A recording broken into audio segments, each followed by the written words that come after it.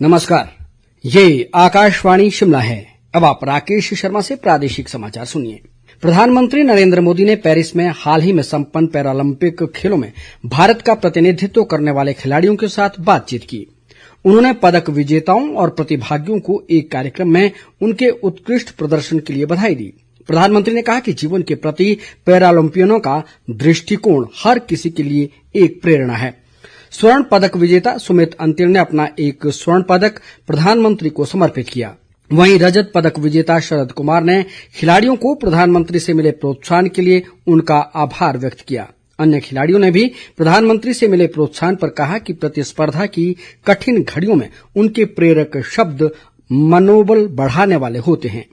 मुख्यमंत्री सुखविंदर सिंह सुक्खू की अध्यक्षता में शिमला सचिवालय में आज एक सर्वदलीय बैठक आयोजित की गई, जिसमें कांग्रेस, भाजपा, सीपीआईएम, सीपीआई और आम आदमी पार्टी सहित अन्य पार्टियों के प्रतिनिधि मौजूद रहे। संजौली मस्जिद विवाद के मद्देनजर बैठक में सर्वसम्मति से प्रदेश में सौहार्दपूर्ण माहौल बनाए रखने और स्ट्रीट वेंडर्स पॉलिसी बनाने के लिए प्रस्ताव पारित किया गया। मुख्यमंत्री सुखविंदर सिंह सुक्खू ने बताया कि विधानसभा अध्यक्ष द्वारा इसके लिए एक संयुक्त समिति का गठन किया जाएगा और ये समिति प्रदेश में बाहर से आने वाले लोगों के लिए स्ट्रीट वेंडर पॉलिसी बनाएगी। दूसरी ओर भाजपा विधायक रणधीर शर्मा ने कहा कि प्रदेश में सौहार्दपूर्ण माहौल और भाईचारे को बनाए रखने के लिए भाजपा सरकार के साथ है, लेकिन अगर मस्जिद अवैध है तो सरकार को इसमें तुरंत कार्रवाई अमल में लानी चाहिए। सीपीआईएम नेता राकेश सिंघा ने भी कहा कि उनकी पार्टी प्रदेश में शांति और भाईचारा कायम करने के लिए सरकार के साथ है। नेता प्रतिपक्ष जयराम ठाकुर ने प्रवासियों के सत्यापन और पंजीकरण की व्यवस्था को बंद करने पर सवाल उठाया है। शिमला से जारी एक बयान में उन्होंने कहा कि इस तरह की प्रक्रिया कानून सम्मत है और पूरे देश में इस प्रक्रिया को अपनाया जा रहा है।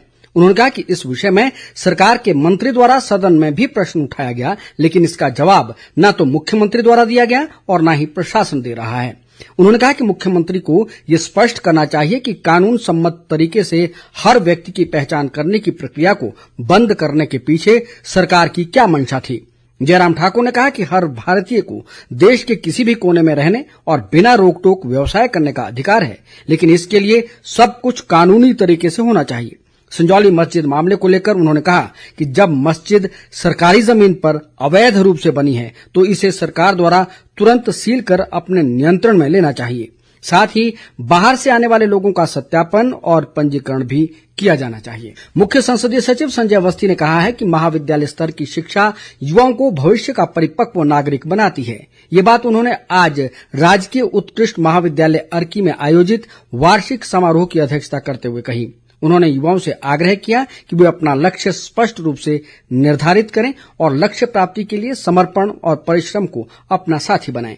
उन्होंने युवाओं से नशे से दूर रहने का आह्वान भी किया। संजय अवस्थी ने इस अवसर पर महाविद्यालय के मेधावी छात्रों को पुरस्कृत किया।